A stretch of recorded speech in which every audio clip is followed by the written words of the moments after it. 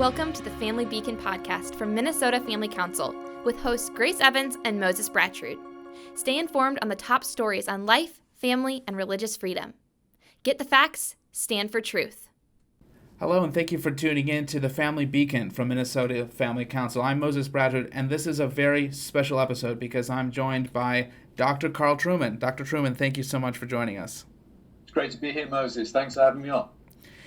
Dr. Trueman is a Reformed theologian and the author of numerous books. Most recently, The Rise and Triumph of the Modern Self. This is the office's dog-eared copy.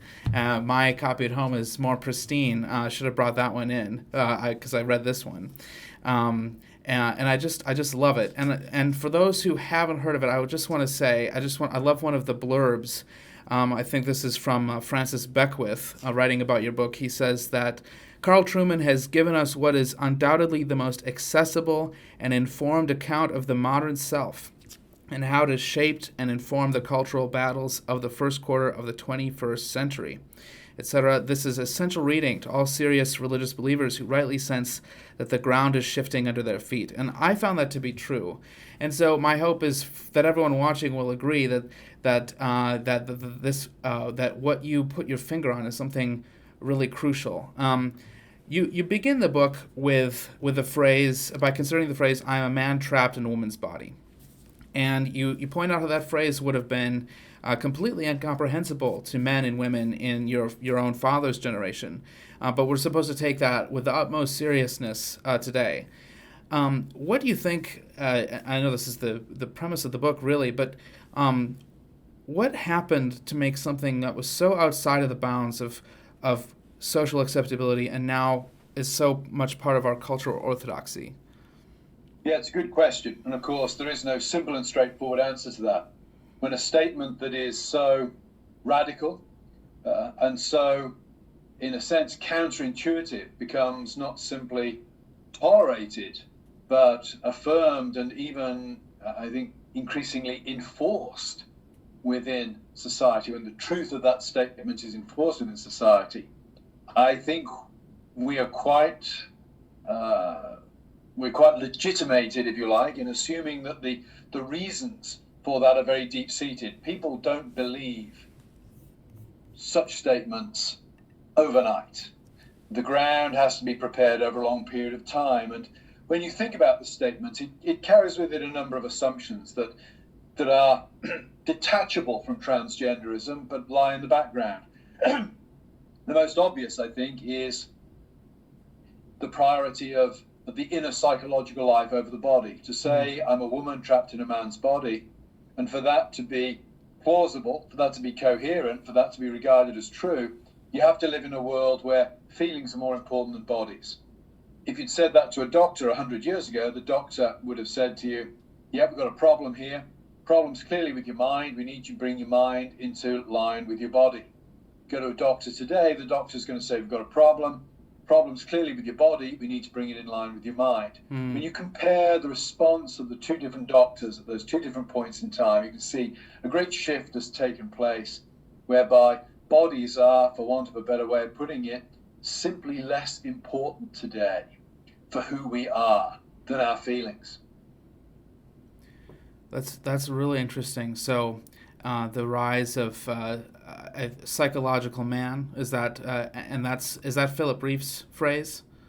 Yes, Philip Reef uses the term psychological man, and that's really the type of human being, the type of person who prioritizes their inner feelings as being the very core of who they are. Now, of course, we need to acknowledge human beings always had an inner space.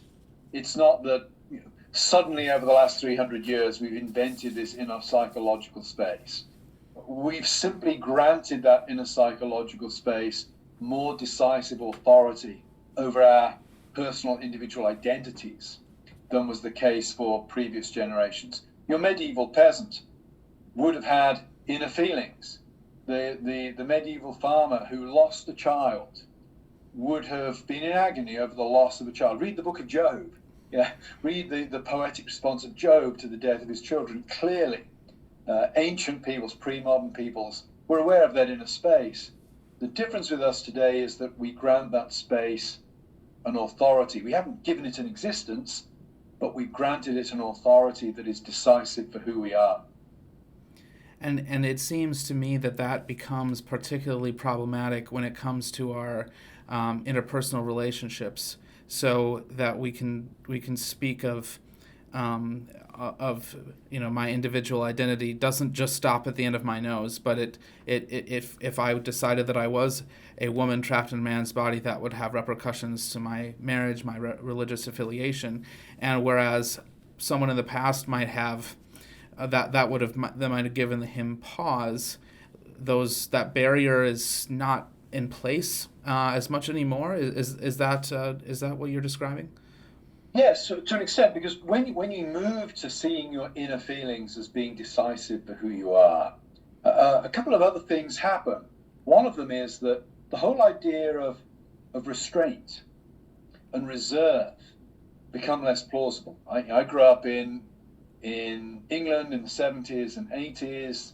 My parents were of the sort of the post-war generation. It was very much part of my upbringing that to be a genuine person was to repress your feelings to some extent, to act with reserve and self-control. Once you start saying, well, the real me is that mass of feelings within me, then for me to be the real me is actually not for me to act with reserve and self-control. That would be for me to deny the real me, for me to oppress, repress, suppress the real me. The real me is actually found in being able to express outwardly that which I feel inwardly. You could take Bruce/Caitlyn Jenner and look at the interview that Jenner does with Diane Sawyer in about 2015. The language is fascinating. It's all language about I'm finally able to truly be myself. Well, what does Jenner mean in that context? What he means is I'm finally able to live outwardly in accordance with my inner feelings. So when you start to prioritize and grant inner feelings this supreme authority in identity, you find that the old value of reserve and self-control, these are reconfigured, if not attenuated and abolished in certain circumstances, in order for people to be authentic. The language of authenticity is another thing that moves to prominence in this kind of situation. We talk now about he's an authentic person. I don't think I ever heard that phrase when I was growing up. I've heard he's an honest person, or he's a hard-working person. But he's an authentic person. That's a very different kind of way of thinking and talking about somebody. And typically what we mean is he is outwardly what he is inwardly. That's really interesting. So I think by that logic, I think my 2-year-old is the most authentic person I know, because reserve is not in her vocabulary. Self-control, she's Yeah, and interestingly enough, a philosopher like Rousseau would probably sort of agree with you on that. He'd say, children have not yet been corrupted. They've not yet been trained to behave in ways that deny their true identity. And therefore, actually, when you say my 2-year-old is the most authentic person I know, that's absolutely correct. She was born free. She was born free, but my wife and I are putting her in chains. Yes, I was going to say, we don't want to live in a world of 2-year-olds. That would be unsustainable. And that raises serious questions, of course, about whether a world of expressive individuals is sustainable as a society in the long term. It would at least be cute, but yes, unsustainable. It would be cute. So I love how you brought to bear various people who are not exactly household names. Freud, we've heard of, but Philip Reef, Alistair McIntyre, Charles Taylor. What do you think? What do you think people are missing if they haven't heard of Philip Reef, let's say? Well, in some ways, you're not necessarily. It's not the man; it's the ideas. Mm. And I think one of the things you get when you read Philip Reef, firstly, it's not an easy person to read. His prose style is quite rebarbative in many ways. It's like chewing on gristle a lot of the time, linguistically, to get through. But one of the things that Reef does is that he does identify some of the key elements of modern society. His great book, The Triumph of the Therapeutic, was written in 1966. If you read it today, wow, sections of it could have been written yesterday. He spoke more truth than he could possibly have known when he was writing it. He identified this rise of the inner self as being a watershed moment, really, for Western civilization. He saw how this was going to transform institutions, that institutions were going to move from places where you go to be formed. I went to school, put it bluntly, in English grammar school, late 70s, early 80s. At my grammar school, I went there to have my individuality crushed and to be reconstituted as a member of society. It's why team sports were so important. And in the case of rugby, rather violent team sports were quite important. Today, we think of education as an opportunity to allow the child to blossom, to be the best they can be, to express themselves. Reef saw that transformation of institutions from being places of formation to places of therapy, we might say. He saw that way back in the 1960s. Then in his later work, he engaged in reflection on how do these changes come about? Very few people, as you've said, heard of Freud, even less have heard of Reef, even less will have read him. So how do the ideas of a man like Freud percolate down so that the average man in the street may not think of themselves as a Freudian, but probably thinks in Freudian ways? Reef sees that very much as something that's being developed by what he calls the officer class in culture. Cultures have influential groups who exert influence over the whole of society far beyond their strength of numbers. Hollywood would be a great example. And Reef would point to Hollywood and say, their cultural products, you could say they're death works. Well, it's a rather dramatic term, but what's a Reefian death work? A death work is where a group takes the sacred symbols or something that was sacred to one culture and subverts it through mockery or pastiche or presenting in a different way. Part of the family council. Think about the family. For many generations, the family was regarded as something sacred, very important. How does Hollywood present families, typically speaking? Presents them as dysfunction, presents them as arenas of conflict, presents them as the problem for society, not the solution. Reef would say that's a death work. So you don't have to read books of theory trashing families. You just have to watch soap operas and sitcoms. And that message shapes your intuitions over time and leads to a transformation of your imagination and the culture of which you and your peers are a part. The Reefian deathwork thing really came home to me today because I called the Mall of America, which is, if you're familiar, a very large mall here in Minnesota, and they're having, for their 30th anniversary in their massive 4-story atrium, they're having a drag show, and people think that that's about entertainment, but it's not. I think that, in my view, that's a classic death work. Yes, in England we have this tradition of pantomime, which are these funny, very un-English. It's where the English let their hair down every Christmas, New Year. It's a play, usually based on a fairy story, and the shtick is that the lead romantic male role is played by a woman, and the lead sort of dragon character that everybody loves to hate, but more loves than hates, what we call the dame, is a woman played by a man. And in those situations, the situation is obviously comic and ironic. Nothing of major cultural significance is going on there. It's a joke and everybody gets it. Today, with drag queen story art, that's not being done in an ironic way. This is being done in a way that is attempting to normatively scramble gender categories, sex categories. So it's not a momentary comic release once a year like Pantomime is. It's actually part of a much more, I think, often intentional attempt to scramble the idea of distinctions between men and women, between male and female. So great example of a death work. You take something, drag queen story hour. I grew up going to story hours in libraries. They were great and they were lovely. And you went to hear good stories told. You take something that was good and I would say beautiful, and you subvert it. You subvert it in the cause of the latest political taste.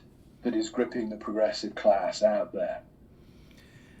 And perhaps as well also the idea of womanhood, and Yes. as something that exists, something that has a real existence and can be imitated but can't be matched or cloned. But if gender and everything is performative, then it can. Yes, and that's what death works do. Death works are fundamentally destabilizing.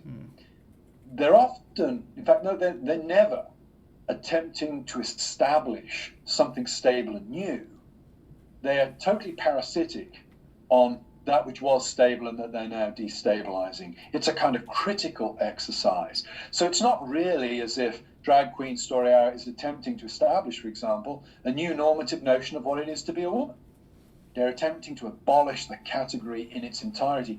That's why we're seeing the emergence of queer language, beginning slowly but surely to overwhelm the old gay, lesbian, bi language, because gay, lesbian, bi language actually rests upon stable categories of men and women. Queer doesn't. Queer is a general scrambling of all categories. And so you have the gender spectrum. I forgot to look at how many genders we now have, but it's dozens and dozens of them. It's just an attempt to destabilize. It's not an attempt to build something stable and constructive. I think that's really interesting. Many of our listeners will agree with you and I that these things which are fundamentally destabilizing, like Drag Queen Story Hour, they're corrosive to the body politic, to any idea of like the Tocquevillian idea that America must be some type of moral nation. What do you think of the current debate within some conservative circles where there are people who want to use state power to limit the influence and reach of events like Drag Queen Story Hour as adult entertainment? It would be relatively easy to regulate it, and it was regulated for most of our history. And then there are other conservatives who are not libertarians, but are well, in this technical sense, they are. So Sohrab Ahmari, David French, those being the most well-known explicants of those two views. What do you think? Do you think it's appropriate to use state power to I mean, we're always legislating morality, I suppose. That's unavoidable. So in your view, would you take it to something like that? Interesting question. Yeah, I'm a big freedom of religion man. But freedom of religion to me, it relates to how mosques, synagogues, churches are able to conduct their own business. In fact, that's what freedom of religion means. And it means that my religious views should be respected in the public square, to the extent that, obviously if I'm advocating child sacrifice, that's a problem. Religious freedom is not an unqualified freedom. On the other hand, I think there's such a thing as protecting children, that the state has to protect this. And what annoys me about people like David French is they trade in abstractions a lot of the time and don't realize that these great sounding sentences they use that they hope will sort of play well with the progressives, there's a human cost. I mean, I get sick and tired of people saying, it's good that civic religion has died. Well, I'm a Christian. I want everyone to have a vital Christian faith. I understand that civic religion is not Christianity, but I also realize that civic religion meant that the streets were safe for parents to walk down with their kids without being confronted with pornography or gay pride. And don't get me wrong, I can just see David French wading in at this point. Oh yeah, but civic religion led to sacred. Yep, civic religion has its sins too. But it's not the principle of civic religion that's necessarily sinful in that way. People kill people. Civic religion doesn't kill people. People kill people. And I don't want to say, there are problems. There are problems with the civic religion of America in the 1950s, where Christian schooling really has a rather unfortunate connection to segregation at that point. But that's not a problem with the nation having a public morality. That's a problem with certain groups within that. So I'd want to say, if if you say to me, should pornography in public be outlawed? Should pornography be outlawed, period? I would say yes. It makes the streets safer for children. And also, our laws represent that which we aspire to be as a society. I mean, you'll know from the family council, etc., that arguments that people make about abortion are if you make it illegal, it's still going to go on. Of course it's going to go on. So therefore, it's better to regulate it. Well, at that point, there's an interesting debate. It's a little bit like torture. We know torture goes on, particularly in times of war. Do we want to regulate it? Do we want to make it legal and regulate it?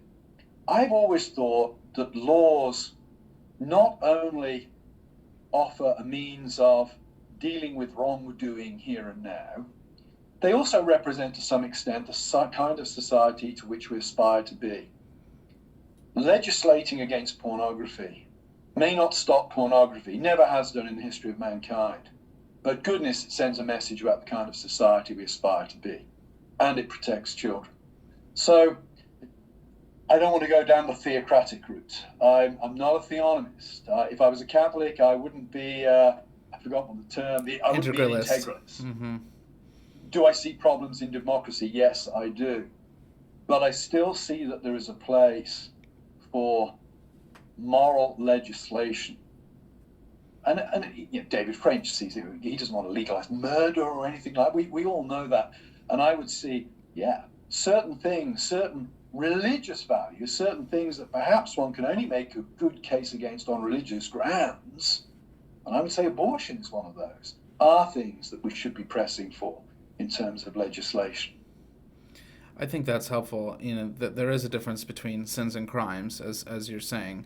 But I wouldn't want to outlaw, the real thing about we need the 10 Commandments in law courts some years ago. I remember laughing with them and saying, but Americans believe it. Christian Americans only believe in like 7 of them at the most. We don't want people going to prison because they break the Sabbath. We don't want people going to prison because they have a crucifix on their wall. We don't want people going to prison because they don't go to my church. They go to somebody else's church, or they go to no church at all. We want to be sensible in how we apply these things. But in my mind, uppermost for me at the moment is the most vulnerable people in our society, from laws about divorce through abortion to drag queen, they're children. Let's pass laws that protect children. We have an obligation to protect the weak and the vulnerable, and there is nobody more vulnerable than a child. I'm with you, and I think I would hope that the tide is changing on that a little bit, and maybe we can talk about that. But what this reminds me of is, I think we're spinning our wheels a little bit in a sense because the church is not united on these issues, and it struck me while reading the book that Christians are particularly vulnerable to the language of expressive individualism that you diagnose. We're telling people to fall in love with Jesus. Some of us are saying that Christianity is primarily about filling a God-shaped hole in your heart. Your book seems to draw a line directly from that type of emotional appeal to the love is love ethic of the LGBT movement. How does the church combat that? Is there a vaccine? Yes. If there was, people wouldn't take it. But setting aside that, I think it's very difficult, and partly it is the problem of religious freedom. Ironically, I'm a big fan of religious freedom, but like all good things always come with a risk. Technology is a good thing. I like technology. It's great that we're Zooming at the moment. I think it's a positive thing. But if you have a computer to Zoom, you can also have a computer to detonate a bomb. You can have a computer to wreak havoc. If you have an industrial revolution, you can raise the standard of living for a lot of people, but you make the Holocaust possible. Freedom of religion really turns the religious world into a marketplace. And that turns different churches and different religious traditions into competitors in that marketplace, competing for congregants, aka customers. And that means that there is a strong tilt towards what's called seeker sensitivity. Even in non-seeker sensitive churches, we all have ways of come to us, and we're the more orthodox and traditional ones. We all have ways of marketing ourselves. So we're all complicit in this.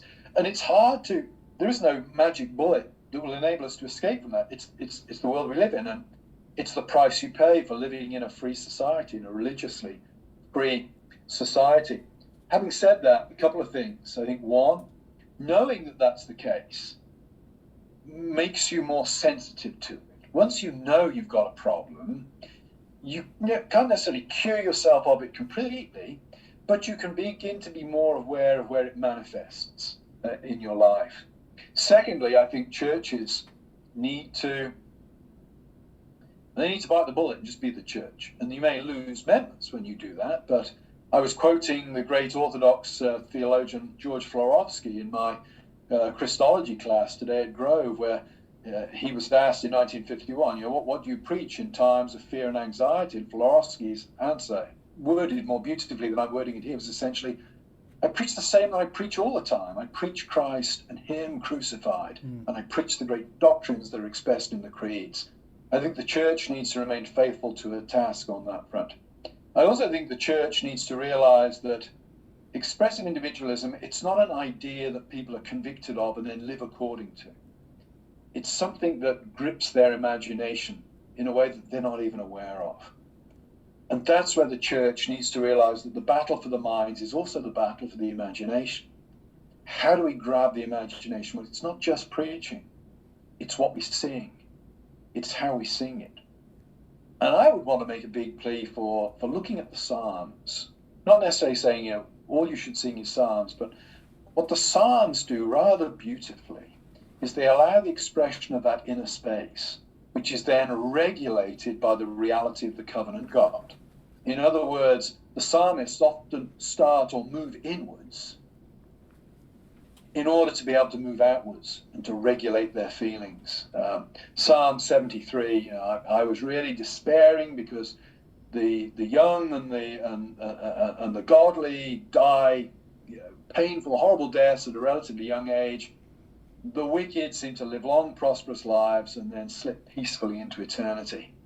And the psalmist is lamenting this, and he said, none of it made sense until I went into the sanctuary. Mm-hmm. And I think one way of reading that is, until I went and placed myself before the revelation of God to his people and allowed my thoughts and my way of thinking to be regulated by the word of God.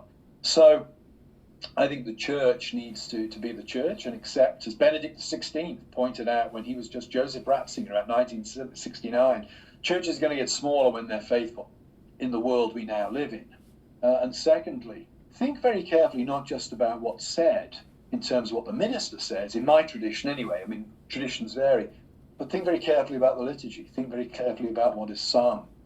Make sure that the whole person, feelings and brain, is being addressed in the worship service in a way that is forming people to be true disciples. Oh man, that's really, I so agree with that. I think a Jesuit priest during the Reformation said that they've converted more people with their songs, some of which were hymns and some of which were the Psalms in the vernacular language, than the doctrines of grace even, although that was very powerful. So I think what we sing is what we sing, what we do with our bodies, our liturgical existence. We've lost that term unless we go to an ultra-traditional church, and yes, absolutely, churches have been left behind in that way. The churches have become marketing seminars and have lost the specifically unique thing that makes the church the church. But forgive me, I'm just recapitulating what you said. So now that we come to we come to brass tacks with these issues of pronouns and accommodation to the transgender to our transgender identified friends, neighbors, family members. Do you think that when Christians are told, are recommended to put pronouns in their email signature or in their Twitter bio, or to use them in interpersonal conversation, or to treat trans female athletes as the same as other female athletes. How should Christians respond? I mean, Yeah. we don't want to be hateful, but there has to Yeah. be a better way than just acceptance. Yeah.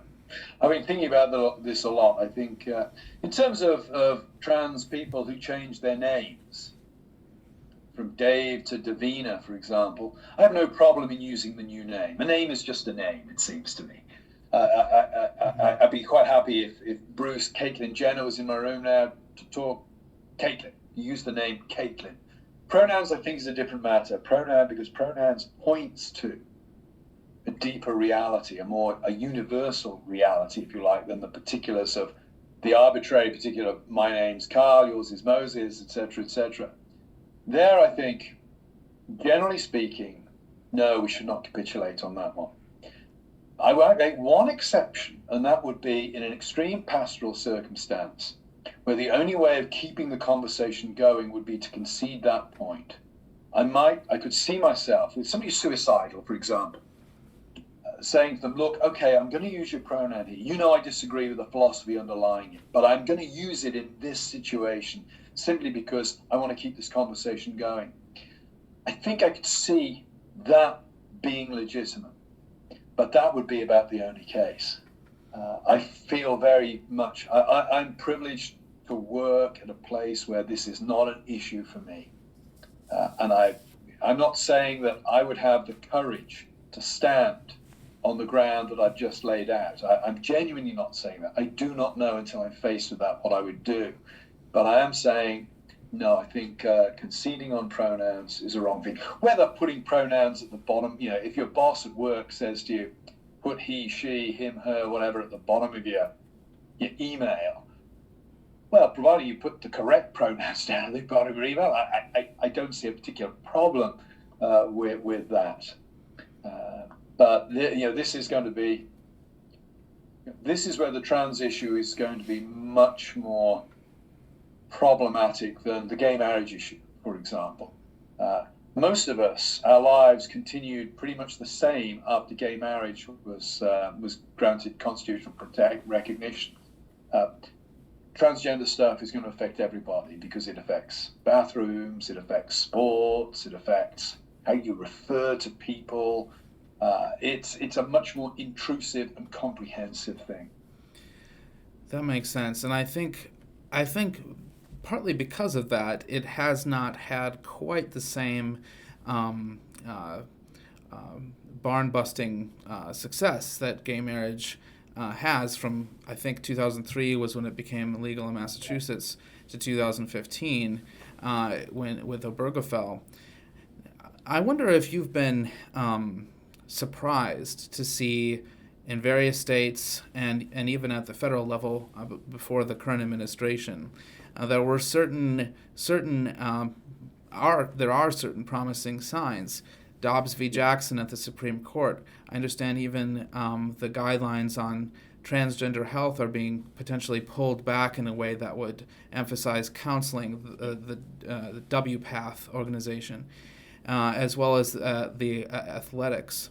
Are you surprised to see those more hopeful signs? Would those reverse if those trends continue?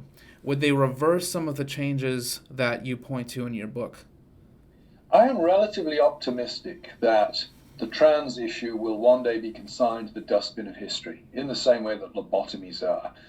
Partly because, although we have the LGBTQ plus alliance, the T and the Q are very different to the L, the G, and the B. They want to scramble all categories. And of course, the T is not necessarily anything to do with sexual desire at all. We have these ostensibly strange situations where a man thinks he's a woman trapped in a man's body, but is still sexually attracted to women.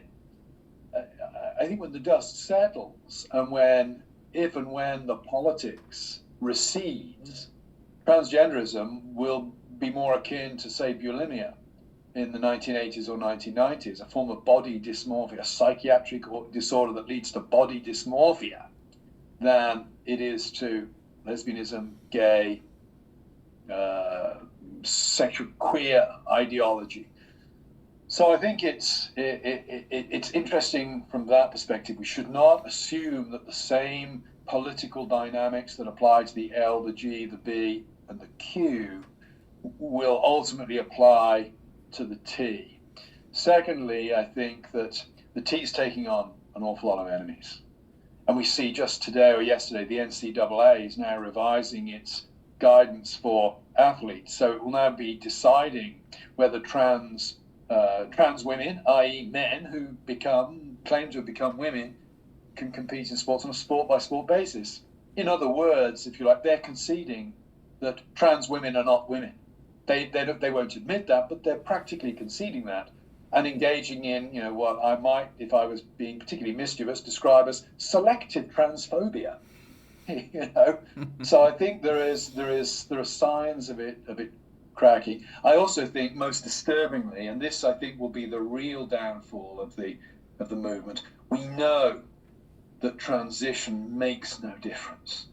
We know that pumping kids full of hormones merely fries their brains. Paul McHugh, the Johns Hopkins psychologist, who actually managed to get trans stuff stopped at Johns Hopkins for a fairly extended period of time many years ago. Paul McHugh thinks it will end this way, that children will sue doctors and insurance companies, and possibly in some circumstances their parents, for using them as experiments, as chemistry sets, essentially. And when you start getting big class action suits decided against doctors, insurance companies, maybe parents, public morality will change. Not because the public is virtuous, but because people with money don't like having to settle big class action suits. And those are the people with the hands on the levers of cultural influence and power in this country. The tragedy about that is it's going to take decades. It's child abuse. It is child abuse, when it's done to children. If you're 25 and you want to change your gender, you pay for that, you do that. You're a prepubescent teen wanting hormones. You're a 16, 17-year-old girl wanting your breasts removed, and your parents don't stop you or encourage you in it. That's child abuse. That's child abuse. It does so. It is like the social contagions, and I think maybe you make this comparison in the book.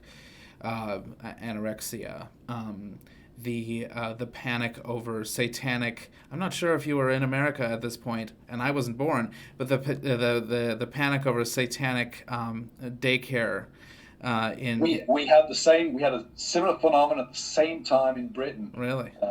In Scotland, there was a big satanic child abuse scandal.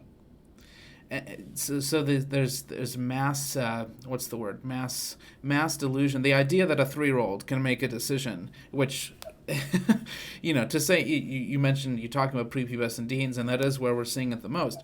But we're also seeing the phenomenon of transgender toddlers and who have no concept of gender. Right.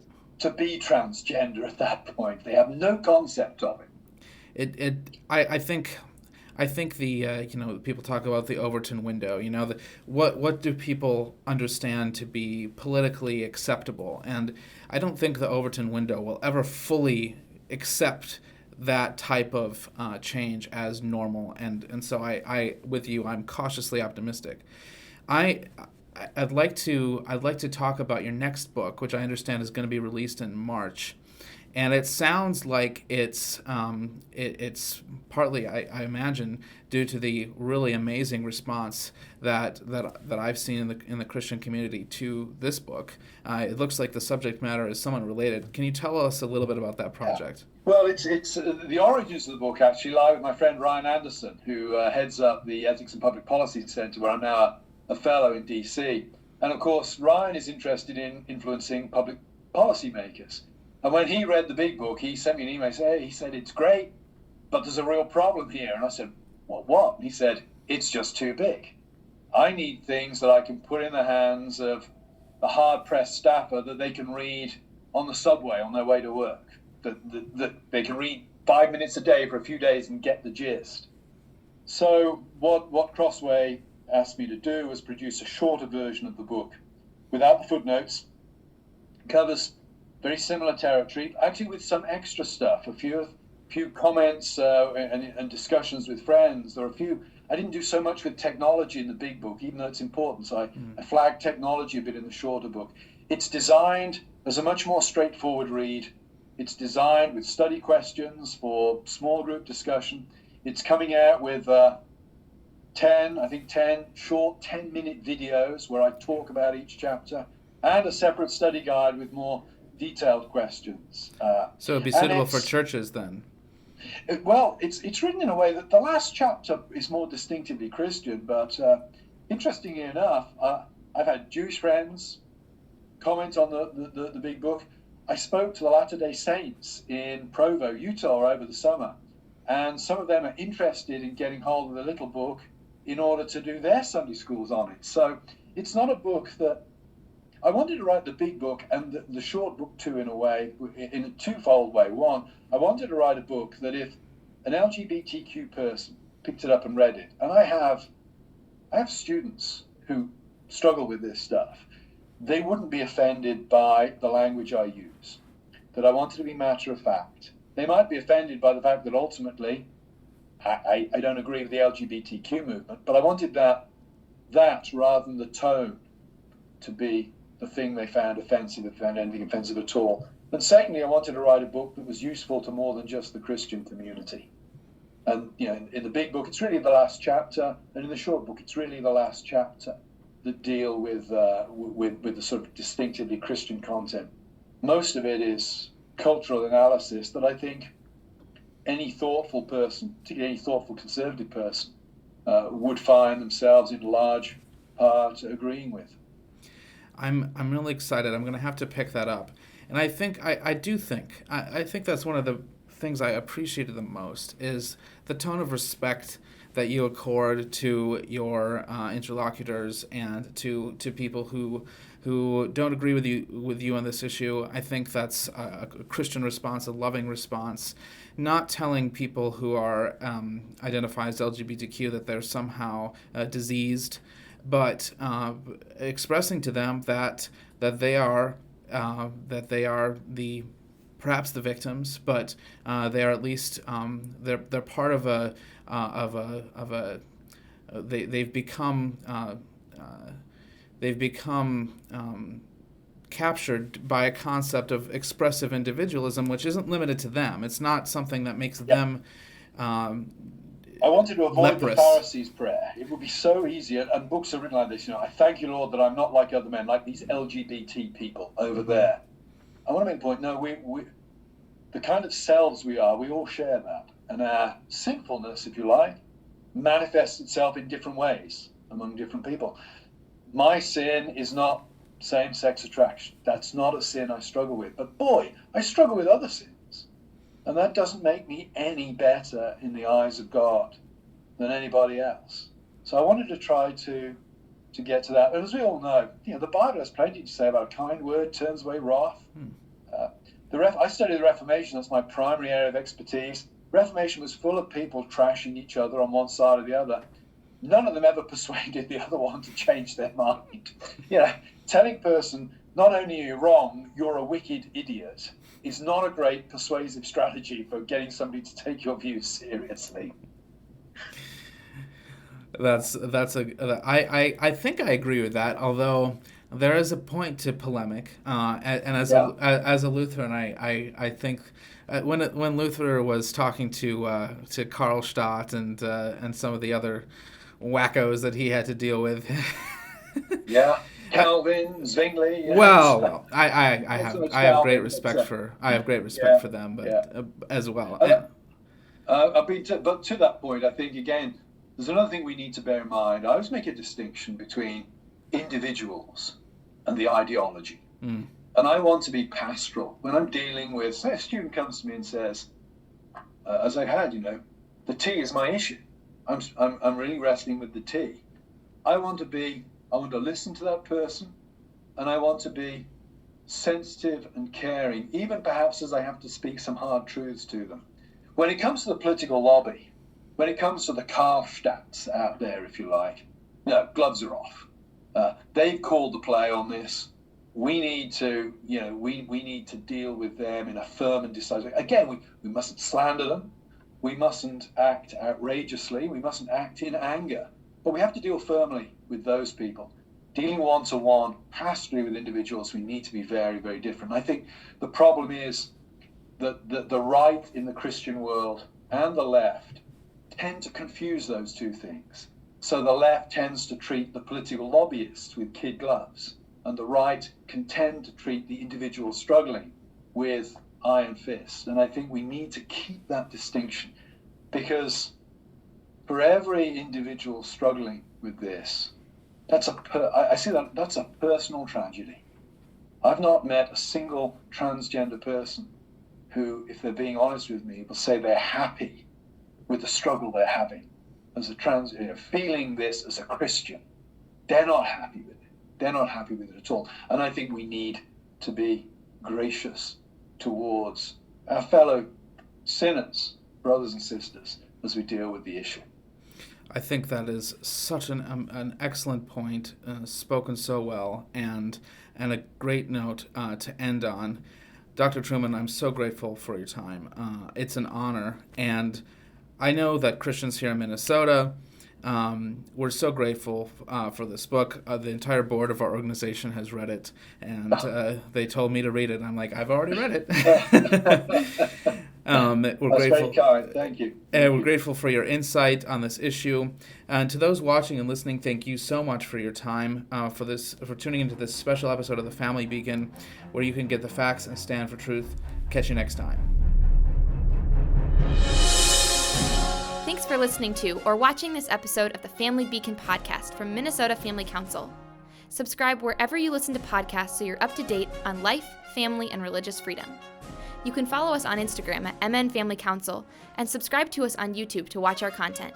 Get the facts, stand for truth.